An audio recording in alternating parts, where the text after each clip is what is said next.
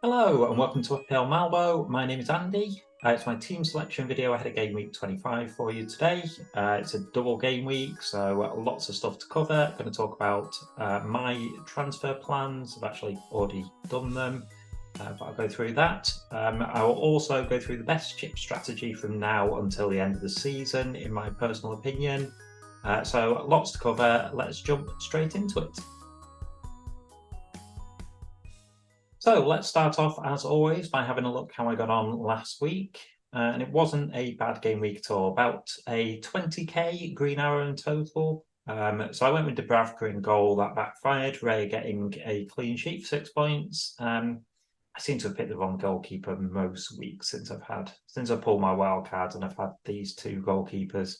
Yeah, I hate rotating keepers. Dubravka's price made it too tempting to get to pay like 0.2 million more to get a second playing keeper. But yeah, it's been frustrating. Newcastle's defense has been poor. Trippier is still a decent option because he gets bonus points and he gets attacking returns. But other than that, honestly, I'd probably stay away. They've been a bottom half defense really over the last sort of couple of months even. The rest of the defense, though, Gabriel 12-pointer. When Saliba scored, I was pretty gutted that I had the other centre back, and then Gabriel scores pretty soon afterwards. I watched that game, and yeah, could have been more. 6-0 was honestly borderline flattering West Ham, who were really poor. Pedro Porro, just 2 points from him. His returns have definitely dropped off since Maddison's return. I don't know whether he's on the chopping block or not for me. I keep thinking about it and then thinking he's still getting into really good attacking positions. Tottenham have got not far off their first team back now. So, yeah, I don't know. The returns are dried up and it is a worry. And then Trent Alexander-Arnold, who went off injured at half-time. At time of recording, it's been ruled out for the Carabao Cup final, which means he will also miss the double game week. So it's going to heavily play on my transfer plans. The bench defenders, Maguire 7, got an assist. I can't say I'm too disappointed to have benched that. I was never going to play him against Villa. I thought Villa would score in that game, which they did. And yeah, it's great to see Maguire, starting for one. I think he's going to be pretty nailed, at least until Martinez comes back. But also, yeah, being involved in attacking as an attacking threat from set pieces. Just one from Branthwaite on the bench. He keeps scoring points on my bench, so I'm pleased he only got one. The midfield, nothing for Richarlison. Sounded like he had a relatively poor game, but he's been in good form recently, so I can forgive one. 10 from Cole Palmer. That came really late. He got 2 assists in the dying embers of that game, so delighted with that. Just 3 from Foden. He's really cooking at the moment. He's playing really well. He's not going to get returns every week. Man City aren't that sort of team, really, apart from Haaland and maybe Kevin De Bruyne. The goals and the assists are usually just pretty spread out, but he got a hat trick the week before, so I can live with the odd game like that. And yeah, he's playing really well, played really well in the Champions League as well midweek and got a goal, so I'm happy to own him despite just a 3-pointer this game week. And then Saka won a penalty, scored a penalty, scored a second, looked lively throughout, and even got a tiny bit of a rest from going off early, which he's never given by Arteta. So, yeah, delighted with him, particularly after sort of a bit of a quiet period for him in the last few weeks. And then up front, we had Slanky, 4 points, an assist for him, nothing from Julian Alvarez, who, if there wasn't a double game week for City next week, I would be looking at getting rid of. I think there's better striking options, but I've got to hold him for the double and then just see after that how to maybe move him on. And Haaland, back with the bank. I probably got him back a little too soon, but yeah, he looked fully back against Everton. He bullied Branthwaite for that second goal. The first one's just an instinctive striker finish. He just leathers it really, but the second one, it just shows such good pace and power. He's a phenomenal player. Yeah, 13 points, 26 with the captaincy. So yeah, good game week, 20k green arrow, 2 transfers, money in the bank, and I've made those transfers early. So let's have a look at what I've done. So the two transfers that I've made are Trent Alexander-Arnold to Van Dijk and Cole Palmer going for Jota. I feel like one of those is controversial and one of those isn't. So let's start non-controversial first. Trent is definitely going to miss the double, and then they've got a blank afterwards, which he's also apparently going to miss. Like he wouldn't have played in it even if they weren't blanking, which yeah, it means he's a must sell for me. Really, I think he's just too expensive to be owning for that. Also, he came back and was he came off the bench a couple of times. He came off early in one game. Like they sort of took the time with him, and he still had the same injury crop up like a reoccurrence. So I feel like when he comes back, they're really, really going to ease him back into the team. Plus, they've got other options which they've never really had at right back. Bradley's played really well, and Joe Gomez, I think, has been absolutely superb this year for them. Whether it be at right back, left back, or centre back, he's just, I mean, to play left back, an unfamiliar position for him, and to be doing the inverted midfield role that Trent usually does on the right. Yeah, he did that for a good few weeks and was excellent at it. So, yeah, Liverpool got options. Trent, I don't think, will come back into the team straight away when he's fit. He's not going to play the next couple of game weeks anyway. He had to go. I wanted a Liverpool defender. Van Dijk's the only one, I think, who is absolutely nailed. Yeah, I think you can take a risk on any of the others. And if you're a really punty sort of player, then Bradley or Joe Gomez are both budget options. And I think there's a good chance, well, I think they'll both definitely get minutes, but they really justify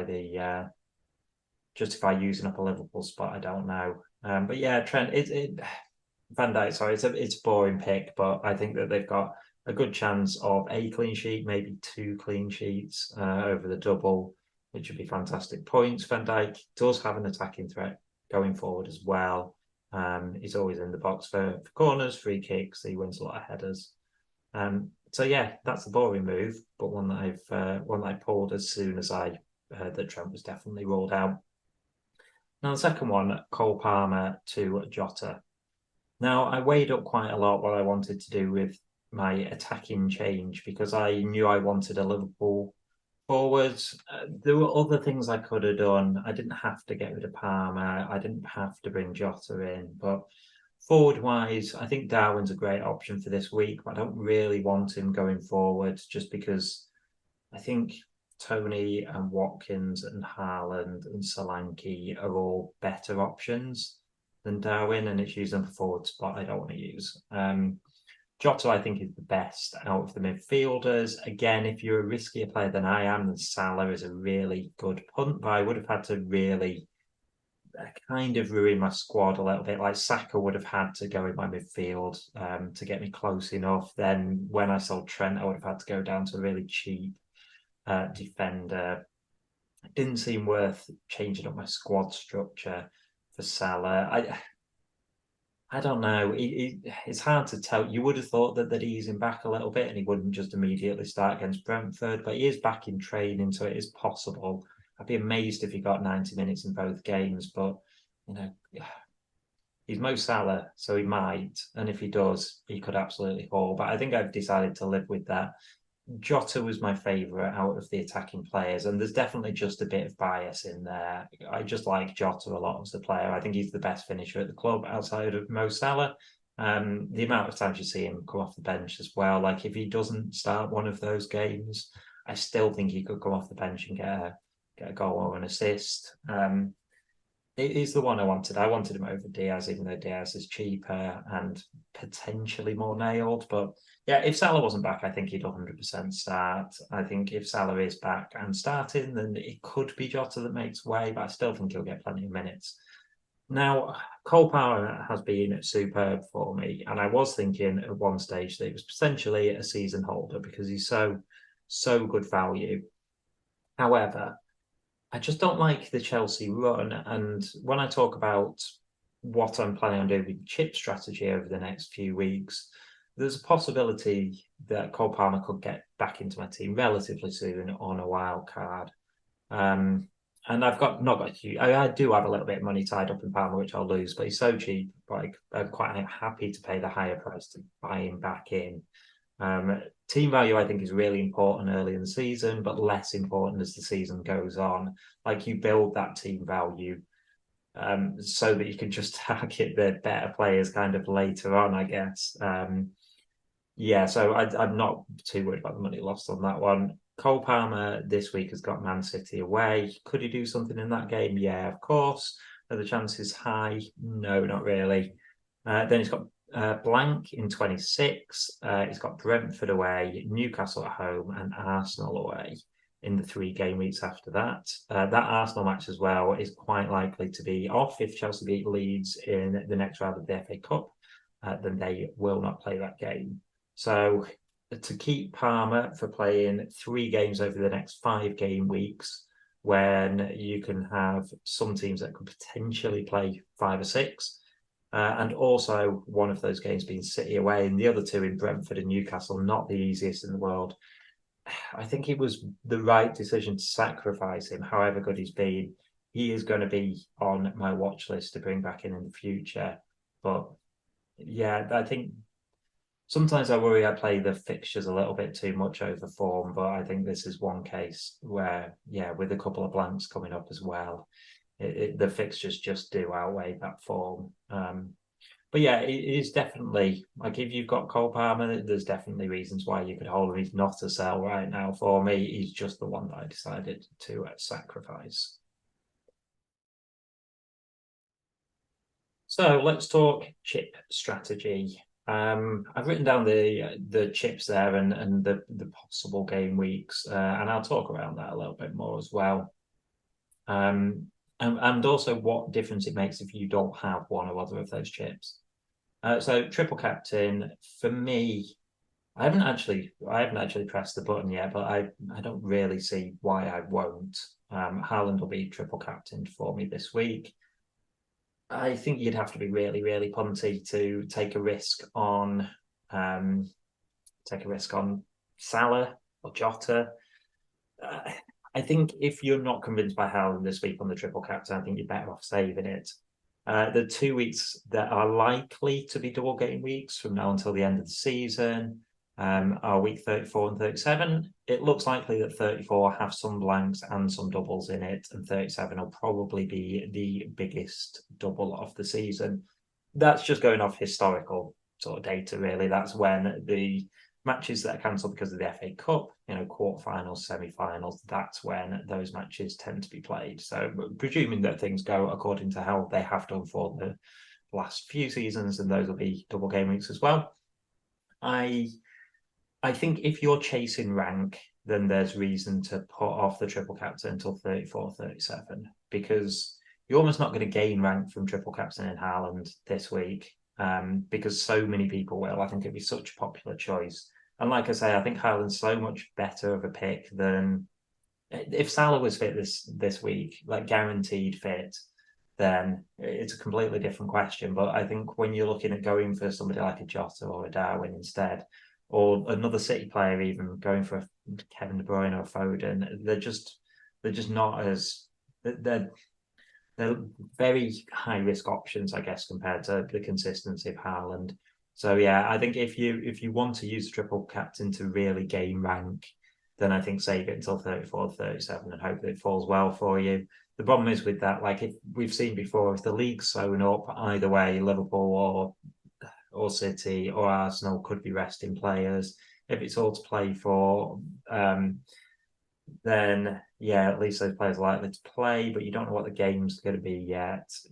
It's riskier, but yeah, if you want to use a chip to try and pull up some rank, then you can certainly do that. For me, 25 just absolutely stands out. This game, I'll be pulling the trigger on Haaland unless I get news that he's picked up an injury in training or something like that. Now, the free hit. There's going to be a blank game week in 29, which is like 4 game weeks away. Now, I've had that in the back of my head that I would prefer not to use the free hit on that week. I think there's pros and cons to both. If you use the free hit in a blank game week, I think it's low upside, basically. So at the moment, I think there's 3 fixtures on. I haven't actually got this in front of me, so I'm trying to remember the teams. I think Villa are playing West Ham. Let me just see if I've got this here. Yeah, Villa are playing West Ham. And then I think Luton, Fulham. I think it might be Bournemouth and Brentford. I'm not 100% sure that last one, but there isn't any top teams at the moment who are looking likely, apart from maybe Villa, who are looking likely to play.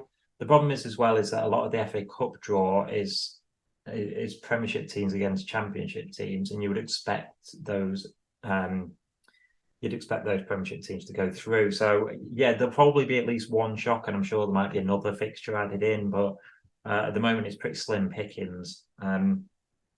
Now, you can fill an 11 with players from those teams that are playing, and you won't outscore somebody who goes into the game week with 7 players, say. But if I can manage to get 7 players out with my transfers, and I've got the big hitters from that, so from West Ham, you're going to get Bowen in, from Villa, you're going to get, Watkins in, probably White defender as well. From you're going to get Ivan Toney from Brentford, Malpay if he's back. Those sort of players, but I don't see that you're likely to get big points by bringing in other assets from those teams because they haven't been outstanding all season. There is other good assets, obviously, but so like Douglas Luiz, for example, has done very well for Villa. But yeah, bringing in a load of Fulham players who haven't done particularly well this season. Luton's the same. There's a couple of good cheap options in there, but none of them are consistently brilliant. I think the likeliest is that you'd outscore somebody. Obviously, you'd outscore somebody who has 6 or 7 players if you played your free hit and had 11. But I don't think you're going to blow them away. I think you're looking at maybe like 15 points, something like that. I much prefer to attack a double game week, and 34 is likely to be a double and a blank. So yeah, I would prefer to save it. The disadvantage of that is that I would play this game week. I've got to get through the blank next game week. And then I've only got, like 3 transfers to use to get my team into shape. There's a couple of fixtures that could make such a big difference. So, for example, if Chelsea lose to Leeds, it means that Chelsea will have their fixture against Arsenal on. I've got triple Arsenal, so suddenly the free hit, there's no way I'm going to be using it because I can put a half-decent team out just with the team that I've got. But yeah, it means I would have to focus all of my transfers on covering game week 29 for the next few weeks. And that would, possibly hurt me in the short run. It would mean I couldn't bring Mo Salah in, for example, that sort of thing. So yeah, I would ideally like to I would like to leave it, and I would like to save it till later in the season, but I understand that might not be possible for me, and I really want to leave my options open for as long as possible. I think it's around game week 27 that we get the FA Cup results, and we can start making decisions on that. I'm probably going to get the best player that I can, which might potentially be Ollie Watkins, who is definitely going to play in 29, and I want short term. And then the other transfers, I can sort of make a decision on whether I use a free hit or not in 29 once the FA Cup results have happened. Now, second wildcard. If I was free hitting in 29, I would almost certainly use it in 30. The wildcard's a difficult one. You can't give any advice, I think, on that one because it's so team dependent. If you suddenly have a load of injuries, a couple of players are not starting anymore who have been starting this season in your team, a couple of losses of form, then you might pull the wildcard any week. But good weeks, I think, to target if you haven't got problems. If you are like me and you're looking to get through 29 with just transfers and not free hitting, I'm probably going to be bringing in some players that will play in that game week who I maybe don't want long term, or at least I think they have better options long term. And so it makes sense, I think, to then immediately wildcard out of that. You can bring in lots of players that play in future doubles. You can really set yourself up well for the rest of the season. Now, if I did free hit in 29, then I would have been using transfers to set me up for the long term over the next few weeks. So I'm probably going to save that second wild card, and I'd probably use it right at the end of the season, probably 36, ready for using the bench boost in 37. Now, 37 is likely to be the biggest double game week of the season. It traditionally always is. It's when those FA Cup quarterfinal games would get rearranged. So, yeah, I think it seems most obvious to use the bench boost in 37. If I use the second wildcard in 30, I might want to use the bench boost immediately because I won't have any deadwoods sitting on my bench. Well, touch wood, I won't. But I think if you can save it till 37, particularly if you wildcard in 36, you could get out a team of, you can get out 15 wildcarders. 15 double game weekers. You could have an absolute sensational team for that bench boost. So yeah, that would be when I would be looking to save that. If you haven't got one or more of these chips, then it makes a huge difference towards it. If you haven't got your free kit, for example, then you need to be putting your transfers into covering you in 29, or maybe you need to be looking at using your wildcard early so you can set yourself up for that one. Bench boost, it means that you don't have to be taking into consideration when to play your wildcard in terms of setting yourself up nicely for a double game week to bench boost in. If you're planning on saving the triple captain, then you need to think you can't play two chips in one game week. So there's no point saving your triple captain and your bench boost for 37 because you can only use one of them.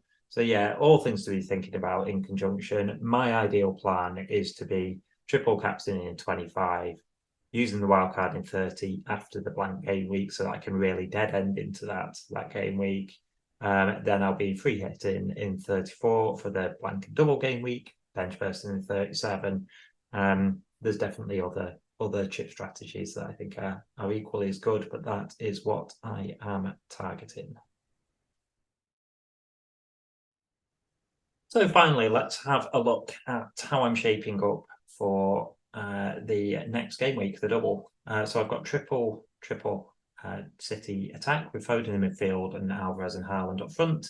Like I say, I haven't pulled the triple captain yet, but I almost certainly will. Also, I've currently got the vice captain set on with Charlison, which I didn't notice. That will be changing, and it'll change to Diego Jota or possibly Foden, depending which one I decide to go for. So if we start from the back, I've got Raya in goal, playing Burnley away. Bournemouth at home is not a terrible game either for Dubravka, but I prefer the Arsenal defence. In fact, I'm doubling up with Gabriel as well. At the moment, I've got Porro against Wolves. It's hard not to start him when his attacking threat is better than Maguire's, but that Luton away fixture is not bad. The Crystal Palace fixture for Everton is not bad either. Could change my mind on that. Van Dijk goes straight into my team, obviously, for Liverpool's double. Richarlison against Wolves, Gordon against Bournemouth. They're not bad fixtures, but those are the two that I could consider swapping with Solanke, who's got Newcastle away, but I probably won't.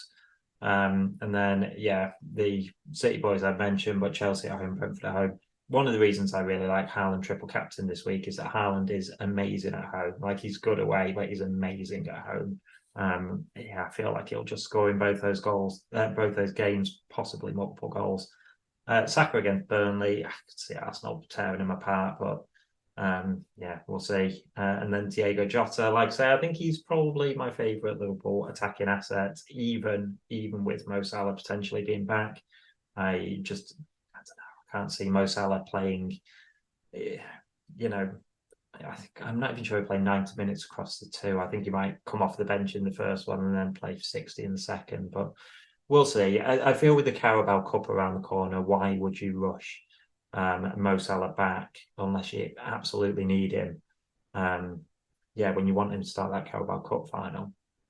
The last thing to say on my team for next week, there is a probably 15-20% chance. It's unlikely, but I might take a hit and make another transfer. I actually considered bringing in Ivan Toney for Julian Alvarez and having Kyle Walker in defence instead, or possibly Nathan Ake in defence. I think with Carvalho out for a few weeks, he's a decent option. I really like the look of Ivan Toney. This is completely a hunch thing. His fixtures aren't amazing. He has a double this week, but it's Liverpool and City. He could definitely score in those games, but they're not exactly something you want to target. They do play in 29. That is a big plus, and I will want Ivan Toney in my team for game week 29, whether free hitting or not.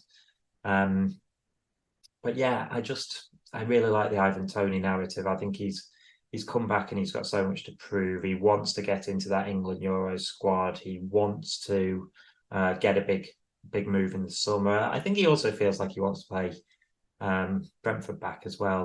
They've looked after him, it sounds like, through his ban. And I think I just have an inkling he'll do well from now until the rest of the season. I think I've talked myself out of it. I don't think it's worth a hit because, yeah, I would have to be for Solanke. Solanke has a double in a couple of weeks, so I would want Solanke back in for 27. So booking in a transfer immediately. I'd also lose money on Solanke because I've owned it for quite a while. So yeah, I want Ivan Toney, but I don't think it's worth it this week. I think I will just plan to get Toney probably in for Alvarez, but it's tough because I also want Ollie Watkins. But yeah, could make that change next this game week for a hit. Don't mind taking a hit on it, but I don't think it's quite worth it, even though I really have a good feeling about Toney over the next few weeks. So that's it for my Game Week 25 team selection video. If you've enjoyed it, then give it a like and subscribe to the channel. Always massively appreciated when you do that. Leave it there for now. Might not be able to record a video next week because I am on holiday, but I will do my best to squeeze one in. And if I don't, I will be back soon with another video. So I'll see you there. Bye for now.